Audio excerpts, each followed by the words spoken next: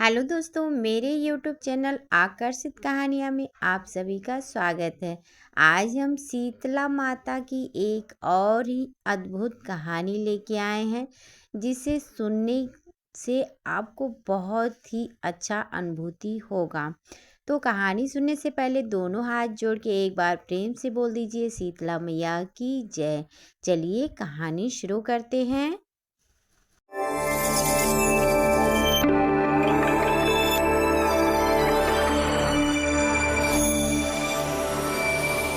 एक बार एक राजा के लड़के और कुम्हार के लड़के को दोनों को एक ही साथ पूरे शरीर में जलन होने लगा और फोड़ा फुंसी निकल गया।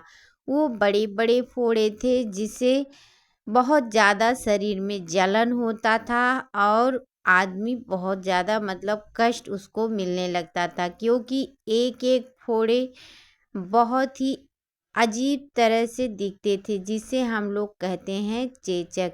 इसका मतलब ये होता है कि ये माता का प्रकोप है। तो अक्सर जब निकल जाता है तो बहुत ज़्यादा सावधानियां हमको रखनी पड़ती है। लेकिन राजा के लड़के को जो निकला चेचक, वो बिल्कुल भी कोई सावधानी नहीं रखे। और इधर जो कुम्हार के लड़के को चेचक निकला, तो उनके घर में हल्दी नहीं खाया जाने लगा, छौंकना नहीं, कोई चीज़ भूजना नहीं, ठंडा ठंडा खाना देना और साफ सफाई पूरे घर की करना, चप्पल जूता नहीं पहनना। जितने भी घर के लोग थे, सभी लोगों ने पूरा पालन से माता जी का पूजा किया। यानी कि बच्चे को अलग साफ कमरे में लेटाया, उसके कमरे का झाड़ू पोछा हरदम हमेशा साफ सफाई करते थे। उसी दिन से छौंकना, कोई भी सब्जी या कुछ छौंक के भूज के नहीं खाया जाता था, ना ही हल्दी खाया जाता था। और दोनों टाइम माता रानी को ठंडा ठंडा शीतल जल का दिया जाता था। यानी कि जो हम लोग जल चढ़ाते हैं, उस एकदम से ठंडा ठंडा पानी से चढ़ाया जाता था। तो सारे जो भी तौर तरीके होते थे, कुम्हार के घर वालों ने बहुत ही अच्छे से उसको पूरा किए, जिससे माताजी बहुत ही जल्दी खुश हो गई। और जैसे जैसे वो खुश हुई, वैसे वैसे कुम्हार के लड़के का रोग ठीक होने लगा। यानी कि जब माताजी को ठंडा जल से नहलाया जाता था, तो जैसे जैसे माताजी शीतल होती थी, वैसे वैसे उसका जो कष्ट था वो कम होता जाता था। ऐसे ही 5 दिन, 7 दिन, 9 दिन ऐसे ही उनको जल चढ़ाया जाता है। यानी कि जब तक ठीक नहीं हो जाता है, तब तक माता जी को ऐसे जल, शीतल जल चढ़ाया जाता था। तो जिससे माता जी खुश हो गई और कुम्हार के लड़के की सारे रोगों को माता ने हर लिया। यानी कि उसका एकदम से शरीर बहुत ही अच्छा सा हो गया, जैसे पहले था। और उधर दूसरी तरफ जो राजा का लड़का था, उसका और भी बढ़ता चला गया, क्योंकि उसी समय राजा ने एक यज्ञ का आयोजन किया था। तो उसमें वो तरह तरह के पकवान बनवाते थे और दूसरी तरफ मांस मछली भी बनवाते थे, जिससे माता और भी ज़्यादा नाराज़ होती थी।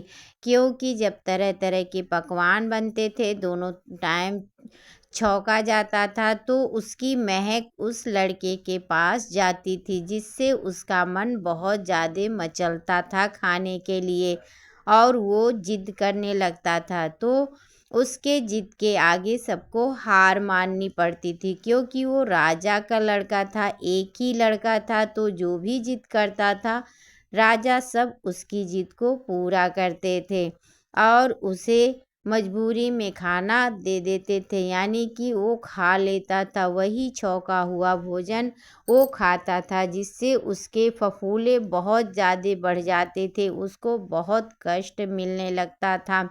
इसे देखकर राजा बहुत दुखी रहते थे। उनको कुछ भी नहीं समझ में आता था कि वो अब क्या करें। ऐसे ऐसे एक एक पल काटना बड़ा मुश्किल हो रहा था। इतने में एक लोग ने किसी ने राजा को खबर दी कि जब इनको मतलब राजा के लड़के को निकला था चेचक, उसी समय कुम्हार के लड़के को भी निकला था, लेकिन वो पूरी तरह से ठीक हो गया है। तब राजा ने उस कुम्हार को बुलाया कि तुमने ऐसा क्या किया जिसके तुम्हारे लड़के का कष्ट दूर हो गया और इधर मेरे लड़के का रोग बहुत ज़्यादा और बढ़ गया है। तो कुम्हार ने कहा, इस बीमारी में हमें बहुत साफ सफाई रखनी चाहिए और कभी भी तला हुआ भोजन घर में किसी को नहीं देना चाहिए, ना ही चौका भूजा जाता है, ना ही हल्दी खाया जाता है। इससे खाने से माता और नाराज हो जाती है और उनका प्रकोप उसी शरीर में बढ़ने लगता है, तो शरीर को बहुत कष्ट होता है। तब राजा ने भी इसी तरह से करना शुरू किया। कुम्हार से पूछा कि अच्छा बताओ कि माता का पूजा कैसे किया जाता है जिससे वो शांत हो जाए।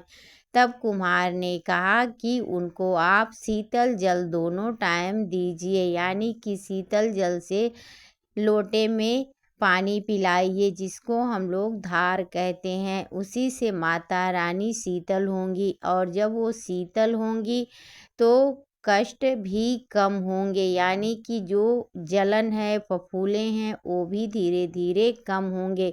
तो माता रानी की कृपा उस पे ज़रूर पड़ेगी और जब तक वो ठीक नहीं हो जाता तब तक कोई भी चीज़ छौंका भूजा या घर में मांस मछली कुछ भी नहीं खाया जाता है।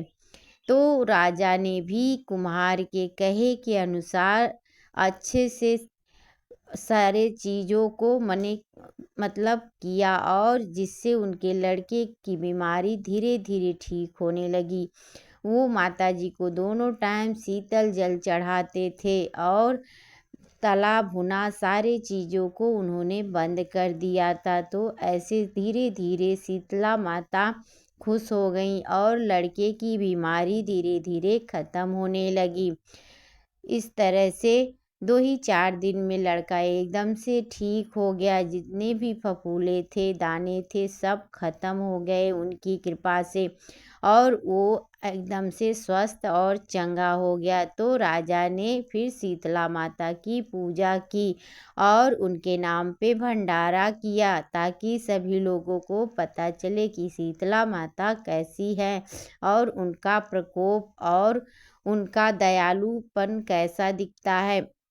इससे उनकी पूजा की प्रचार होती है। तो शीतला माता सभी कष्टों को हल लेती हैं। अगर कोई प्रेम से उन्हें शीतल जल पिलाता है, बासी भोजन खिलाता है, तो सभी कष्ट को दूर करती हैं और घर में जितनी भी विपत्ति कष्ट होता है, माता जी का पूजा करने से सब दूर हो जाता है। तो हे माता रानी, हे शीतला मैया, जो भी गलती हो उसे क्षमा कीजिए। जो कथा कहे या जो सुने, कोई भी कष्ट हो, उसके सभी कष्ट को शीतला माता दूर करें और अगर कोई गलती हो तो उसे क्षमा करें। अब कथा ख़त्म हो गई। तो कथा ख़त्म हो गई है तो प्रेम से दोनों हाथ जोड़ के सभी भाई बहनों बोलेंगे, शीतला माता की जय, शीतला माता की जय। बहनों, अगर आपको कहानी शीतला माता की अच्छी लगे तो चैनल को लाइक शेयर सब्सक्राइब करना बिल्कुल मत भूलिएगा और एक बार कमेंट में शीतला माता ज़रूर लिखिएगा, जिससे हमें पता चले ताकि हम और अच्छी अच्छी कहानियाँ आप लोगों के लिए लेके आते रहें और सुनाते रहें। चलिए प्रेम से एक बार फिर से बोल दीजिए, शीतला माता की जय। अगली कहानी में फिर आपसे भेंट मुलाकात होगी, तब तक के लिए नमस्ते।